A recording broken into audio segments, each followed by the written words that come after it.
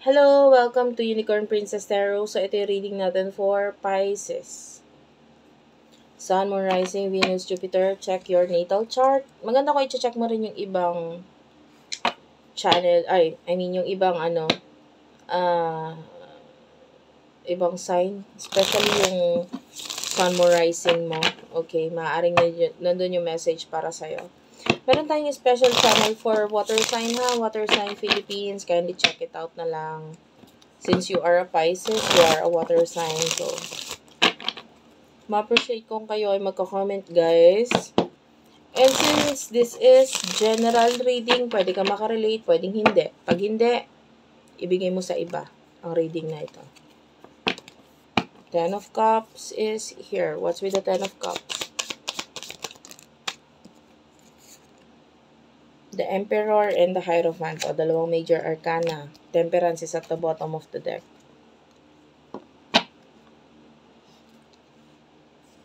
The Star. I don't know why you're still watching yung iba sa inyo. You are already building something. So, may mga bagay kang binibuild, inaayos, binubuo. If you are already nasa magandang relasyon, family, I can see a lot of bagay na kailangan mo habaan ng pasensya mo sa mga bagay-bagay. With the Hierophant, for some of you, mas maganda kung yung mga bagay na alam mo, ituturo mo din doon sa parte na or sa mga tao na involved sa family mo. Kasi yung mga bagay na matututunan nila is pwedeng mai-apply din nila in the future sa buhay nila. Or if not, maybe kung ikaw ito, maybe your mother, your father, marunong sila ng ganitong bagay, interesado ka dun sa ginagawa nila.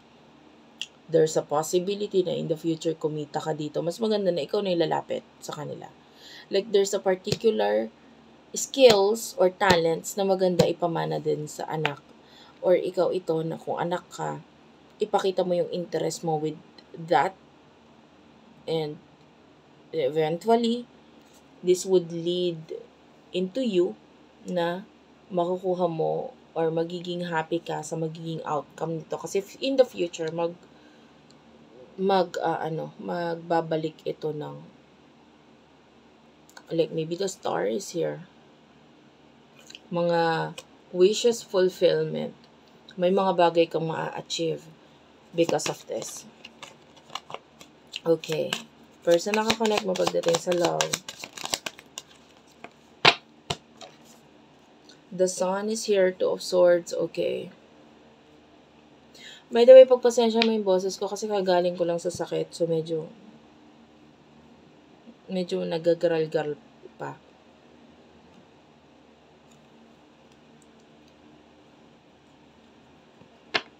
Well, nakakita tayo dito ng person na kailangan gumawa ng isang desisyon. Like maybe major decision sa buhay niya.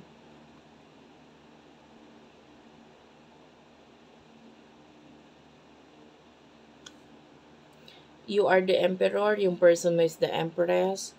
So, itong person na ito, nakakita tayo ng pagkagusto. Pareho ninyong gusto ang isa't isa. And pwedeng pareho kayong masaya. So, yung iba pwedeng karelasyon mo na to or may family na kayo and both of you are already happy. Living your life. May mga times nga lang na kailangan nga lang habanin mo yung pasensya dito sa taong to.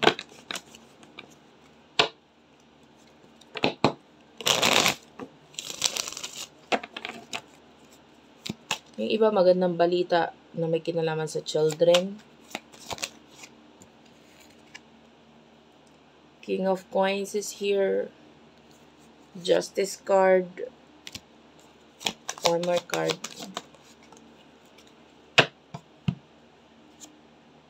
The Moon. Six of Swords. Whatever you lost here, kung ano man yung mga bagay na nawala na sa'yo, all you have to do is to let them go. Anuin mo na. Kalimutan mo na. Hindi naman ibig sabihin na kalimutan. If this is something na like importante talaga sa'yo. Pero with the Justice card, kailangan nakatingin ka rin kasi sa realidad eh.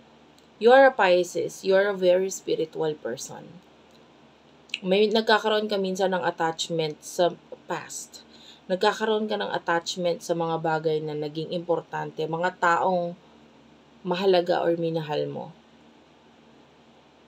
Pero pwedeng wala na. No? You need to move on. 'Di ba? Mag-focus ka sa reality. Mag-focus ka sa ano pa yung more na magagawa mo. Ano pa yung mawo-work out mo sa sarili mo. Ano pa yung mga problema mo na pwedeng nagsasuffer ka sa sarili mong pag-iisip eh. Hindi ka dapat nagsasuffer ng ganyan. 'Di ba? Focus on the future. Well, actually, naintindihan ko naman kasi talagang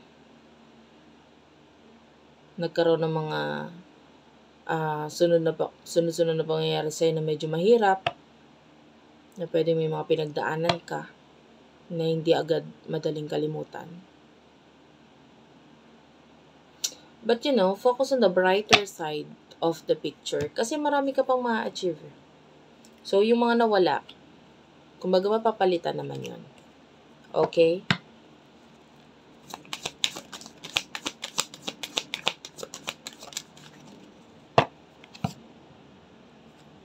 The Devil is here. This is Five of Pentacles, Taurus, Virgo, Capricorn, the Tower.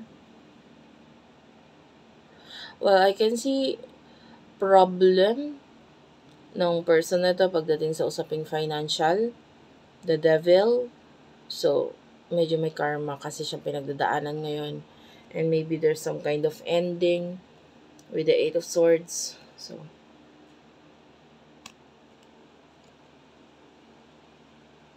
parang may mga bagay na ayaw niya pang matapos, ayaw niya pang alisan, pero wala siyang choice kasi pwede may problem regarding sa pera.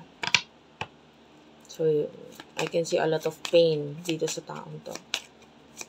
What will happen in the near future for you, Pisces? Eight of Wands. Okay. The Magician. Ace of Wands and the Three of Pentacles. Clarify natin yung Eight of Wands and the Magician. Death card.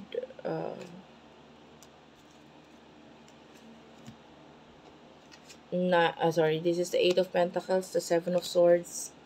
The Death, yung Death card na ramdaman natin, ito na as a reversal energy. Knight of Coins. Well, minsan nakikita natin dito in the future. Ito person na karelasyon mo, siya yung masigit na nakakaunawa, nakakaintindi, nakakaramdam sa'yo. So, if you're not okay, itong person na ito, hindi siya okay. Hindi siya masaya na nakikita ka niyang ganyan. Pinipilit mo maging masaya, pinipilit mo maging okay, but in reality, you're not. Kumbaga, you're hiding things. Mas mahirap, mas masakit yon na makikita ka niyang hindi ka masaya or hindi ka okay. Or pinipilit mo maging masaya kahit in reality hindi. There's a new beginning pagdating sa money dito sa person na ito, and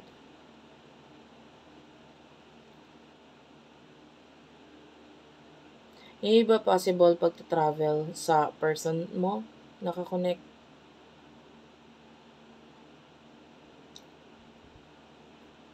Especially yung iba kung sanay ka naman na kasi lagi naman na siya nagta-travel. But the death card is in reverse. So, like what I've told you, kung ano yung mga bagay na natapos na, nag-end na sa buhay mo, all you have to do is to release. Kasi there's a high chance of you with the Five of Cups na pwedeng ma-depress pa rin eh. 'Di ba? Mag-focus kasi ano yung makakapagpasaya sa'yo? Makakapagpasaya sa'yo, sa mga tao sa paligid mo. Kasi pag nag-focus ka talaga sa negativity, na-attract mo talaga is negative eh.